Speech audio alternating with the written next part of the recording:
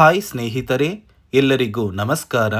ನೋಡಿ, ಗೃಹಲಕ್ಷ್ಮಿ ಯೋಜನೆಯ ಫಲಾನುಭವಿಗಳಿಗೆ ಕೊನೆಗೂ ನಿಮ್ಮ ಬ್ಯಾಂಕ್ ಖಾತೆಗೆ ಸರ್ಕಾರ 6,000 ಹಣನ ನಾಳೆ ಸೋಮವಾರದಿಂದ ಅಂದರೆ ಜನವರಿ 20ರಿಂದ ಕರ್ನಾಟಕದ 27 ಜಿಲ್ಲೆಗಳ ಪ್ರತಿಯೊಂದು ಫಲಾನುಭವಿಗಳಿಗೆ ಸರ್ಕಾರ 6,000 ಹಣನ ಜಮಾ ಮಾಡ್ತಾ ಇದ್ದು, ಈ 6,000 ಹಣ ಸುಮಾರು 1,23,000 ಫಲಾನುಭವಿಗಳಿಗೆ ಜಮಾ ಆಗ್ತಾ ಇಲ್ಲ ಅಂತ ಸರ್ಕಾರ ಒಂದು ಮಾಹಿತಿನ ಕೊಟ್ಟಿದೆ. ಅದೇ ರೀತಿ ಸರ್ಕಾರದಿಂದ 5 ಹೊಸ ನಿಯಮಗಳು ಜಾರಿಗೆ ಬಂದಿದ್ದು, ಈ 5 ನಿಯಮದ ಆಧಾರದ ಮೇಲೆ ಫಲಾನುಭವಿಗಳಿಗೆ ಹಣ ಜಮಾ ಆಗ್ತಾ ಇದೆ. ಹಾಗಾದ್ರೆ ಬನ್ನಿ ಸ್ನೇಹಿತರೆ, ಯಾವ ಜಿಲ್ಲೆಗಳಿಗೆ ಹಣ ಬರ್ತಾ ಇದೆ ಮತ್ತು ಸರ್ಕಾರ ಜಾರಿಗೆ ತಂದಿರುವ ನಿಯಮಗಳು ಏನು ಅಂತ ತಿಳ್ಕೊಳ್ಳೋಣ. ಅದಕ್ಕಿಂತ ಮೊದಲು ನೀವೇನಾದ್ರೂ ಇನ್ನೂ ಕೂಡ ನನ್ನ ಚಾನಲ್ನ ಸಬ್ಸ್ಕ್ರೈಬ್ ಆಗಿಲ್ಲ ಅಂದರೆ ದಯವಿಟ್ಟು ಪ್ರತಿಯೊಬ್ಬರು ಚಾನಲ್ನ ಸಬ್ಸ್ಕ್ರೈಬ್ ಮಾಡ್ಕೊಳ್ಳಿ, ಹಾಗೆ ವಿಡಿಯೋಗೆ ಒಂದು ಲೈಕ್ನ ಕೊಡಿ.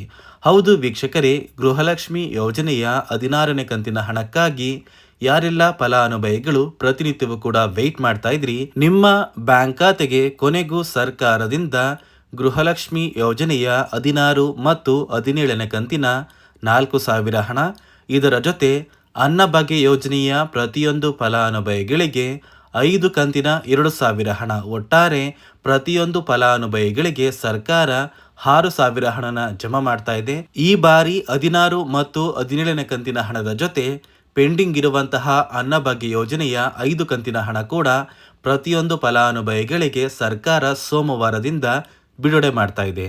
ಅದೇ ರೀತಿ ನೀವು ಈ 6,000 ಹಣನ ಪಡ್ಕೋಬೇಕು ಅಂದರೆ ಸರ್ಕಾರ ಪ್ರತಿಯೊಂದು ಫಲಾನುಭವಿಗಳಿಗೆ 5 ಹೊಸ ನಿಯಮಗಳನ್ನ ಜಾರಿಗೆ ತಂದಿದೆ. ಈ 5 ಹೊಸ ನಿಯಮದ ಆಧಾರದ ಮೇಲೆ ಪ್ರತಿಯೊಂದು ಫಲಾನುಭವಿಗಳ ಬ್ಯಾಂಕ್ ಖಾತೆಗೆ ಸರ್ಕಾರ ಗೃಹಲಕ್ಷ್ಮಿ ಯೋಜನೆಯ 4,000 ಹಣ, ಇದರ ಜೊತೆ ಅನ್ನಭಾಗ್ಯ ಯೋಜನೆಯ 5 ಕಂತಿನ 2,000 ಹಣನ ಜಮಾ ಮಾಡ್ತಾ ಇದ್ದು, ಹಾಗಾದ್ರೆ ಬನ್ನಿ ಸ್ನೇಹಿತರೆ, ಸರ್ಕಾರ ಜಾರಿಗೆ ತಂದಿರುವ 5 ಹೊಸ ನಿಯಮಗಳು ಏನು ಅಂತ ಕೂಡ ನಾನು ನಿಮಗೆ ತಿಳಿಸ್ಕೊಡ್ತಾ ಇದ್ದೀನಿ. ಅದಕ್ಕಿಂತ ಮೊದಲು ಸೋಮವಾರ ಅಂದರೆ ಜನವರಿ 20ರಂದು ಕರ್ನಾಟಕದ ಯಾವ ಜಿಲ್ಲೆಗಳ ಫಲಾನುಭವಿಗಳಿಗೆ ಸರ್ಕಾರ ಹಣ ಜಮಾ ಮಾಡ್ತಾ ಇದೆ ಅಂತ ನಾನು ನಿಮಗೆ ಈ ಒಂದು ವಿಡಿಯೋದಲ್ಲಿ ತಿಳಿಸ್ಕೊಡ್ತಾ ಇದ್ದೀನಿ. ನೋಡಿ ವೀಕ್ಷಕರೇ, ಮೊದಲಿಗೆ ಬಾಗಲಕೋಟೆ, ಬೆಂಗಳೂರು ನಗರ, ಬೆಂಗಳೂರು ಗ್ರಾಮಾಂತರ, ಬೆಳಗಾವಿ, ಬಳ್ಳಾರಿ, ಬೀದರ್, ವಿಜಯನಗರ, ಚಾಮರಾಜನಗರ, ಚಿಕ್ಕಬಳ್ಳಾಪುರ, ಚಿಕ್ಕಮಗಳೂರು, ಚಿತ್ರದುರ್ಗ, ದಕ್ಷಿಣ ಕನ್ನಡ, ದಾವಣಗೆರೆ, ಧಾರವಾಡ, ಗದಗ, ಕಲಬುರಗಿ, ಹಾಸನ, ಹಾವೇರಿ, ಕೊಡಗು, ಕೋಲಾರ, ಕೊಪ್ಪಳ, ಮಂಡ್ಯ, ಮೈಸೂರು, ರಾಯಚೂರು, ರಾಮನಗರ, ಶಿವಮೊಗ್ಗ, ತುಮಕೂರು, ಉಡುಪಿ, ಉತ್ತರ ಕನ್ನಡ, ಯಾದಗಿರಿ ಮತ್ತು ಬಿಜಾಪುರ, ಈ 25 ಜಿಲ್ಲೆಗಳ ಪ್ರತಿಯೊಂದು ಫಲಾನುಭವಿಗಳಿಗೆ ಸೋಮವಾರದಿಂದ ಗೃಹಲಕ್ಷ್ಮಿ ಯೋಜನೆಯ 2 ಕಂತಿನ 4,000 ಹಣ ಅಂದರೆ 16 ಮತ್ತು 17ನೇ ಕಂತಿನ ಹಣ, ಇದರ ಜೊತೆ ಅನ್ನಭಾಗ್ಯ ಯೋಜನೆಯ 5 ಕಂತಿನ ಪೆಂಡಿಂಗ್ ಇರುವಂತಹ 2,000 ಹಣನ ಪ್ರತಿಯೊಂದು ಫಲಾನುಭವಿಗಳಿಗೆ ಸರ್ಕಾರ ಜಮಾ ಮಾಡ್ತಾ ಇದ್ದು, ಜನವರಿ ತಿಂಗಳ ಅಂತ್ಯದಷ್ಟರಲ್ಲಿ ಪ್ರತಿಯೊಂದು ಫಲಾನುಭವಿಗಳು ನಿಮ್ಮ ಬ್ಯಾಂಕ್ ಖಾತೆಗೆ ಬರಬೇಕಾಗಿರುವಂತಹ ಈ 6,000 ಹಣನ ಆದಷ್ಟು ಬೇಗ ಪಡ್ಕೋತೀರಾ ಅಂತ ಹಣಕಾಸು ಇಲಾಖೆ ಮುಖ್ಯವಾದ ಮಾಹಿತಿನ ಕೊಟ್ಟಿದೆ. ಅದೇ ರೀತಿ ಈ 6,000 ಹಣನ ನೀವು ಪಡಿಬೇಕು ಅಂದರೆ ಸರ್ಕಾರ 5 ಹೊಸ ನಿಯಮಗಳನ್ನ ಜಾರಿಗೆ ತಂದಿದೆ.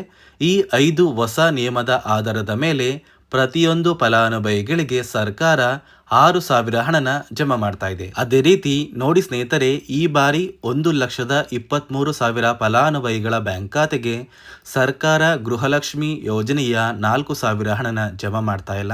ಸರ್ಕಾರ ಜಾರಿಗೆ ತಂದಿರುವ 5 ಹೊಸ ನಿಯಮಗಳ ಆಧಾರದ ಮೇಲೆ ಈ ಫಲಾನುಭವಿಗಳ ಬ್ಯಾಂಕ್ ಖಾತೆಗೆ ನಾವು ಹಣ ಜಮಾ ಮಾಡೋದಕ್ಕೆ ಆಗಿಲ್ಲ ಅಂತ ಸರ್ಕಾರ ಮುಖ್ಯವಾದ ಮಾಹಿತಿನ ಕೊಟ್ಟಿದ್ದು, ಆ ಒಂದು ನಿಯಮಗಳು ಏನು ಅಂತ ನಾನು ನಿಮಗೆ ತಿಳಿಸ್ಕೊಡ್ತಾ ಇದ್ದೀನಿ. ನೋಡಿ ಸ್ನೇಹಿತರೆ, ಮೊದಲನೆಯ ಒಂದು ನಿಯಮ ಬಂದು, ಗೃಹಲಕ್ಷ್ಮಿ ಯೋಜನೆಯ ಪ್ರತಿಯೊಂದು ಫಲಾನುಭವಿಗಳು ಯಾರೆಲ್ಲ ಇದ್ದೀರಾ, ನಿಮ್ಮ ಮನೆಯ ಪ್ರತಿಯೊಂದು ಸದಸ್ಯರ ಆಧಾರ್ ಕಾರ್ಡ್ನ ನಿಮ್ಮ ಬಳಿ ಇರುವಂತಹ ಒಂದು ರೇಷನ್ ಕಾರ್ಡಿಗೆ ಕಡ್ಡಾಯವಾಗಿ ಲಿಂಕ್ ಮಾಡಿಸ್ಬೇಕು.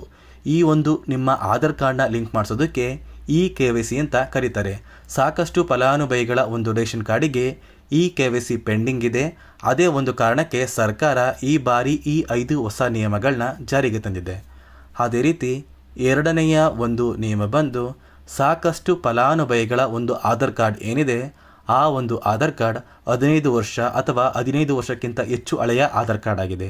ಈ ಒಂದು ಫಲಾನುಭವಿಗಳು ಅವರ ಆಧಾರ್ ಕಾರ್ಡ್ಗೆ ಯಾವುದೇ ರೀತಿಯ ತಿದ್ದುಪಡಿ ಕೂಡ ಮಾಡಿಸಿಲ್ಲ ಮತ್ತು ಯಾವುದೇ ರೀತಿಯ ಒಂದು ಅಪ್ಡೇಟ್ನ ಕೂಡ ಮಾಡಿಸಿಲ್ಲ. ಅದೇ ಒಂದು ಕಾರಣಕ್ಕೆ ನಿಮ್ಮ ಆಧಾರ್ ಕಾರ್ಡ್ನ ನೀವು ತಿದ್ದುಪಡಿ ಮಾಡಿಸಿಲ್ಲ ಅಂದರೆ ನಿಮ್ಮ ಬ್ಯಾಂಕ್ ಖಾತೆಗೆ 2,000 ಹಣ ಜಮಾ ಆಗ್ತಾ ಇಲ್ಲ. ಮತ್ತೆ ಸ್ನೇಹಿತರೆ, ಸರ್ಕಾರ 16ನೇ ಕಂತಿನ ಹಣನ ಜಮಾ ಮಾಡುವ ಮುಂಚೆ ಪ್ರತಿಯೊಂದು ಫಲಾನುಭವಿಗಳ ಒಂದು ದಾಖಲಾತಿಗಳನ್ನ ಮರುಪರಿಶೀಲನೆ ಮಾಡಿದ್ದಾರೆ. ಈ ಒಂದು ಸಂದರ್ಭದಲ್ಲಿ ಫಲಾನುಭವಿಗಳು ಸರ್ಕಾರಕ್ಕೆ ತೆರಿಗೆನ ಕಟ್ತಾ ಇರೋದು ತಿಳಿದು ಬಂದಿದೆ.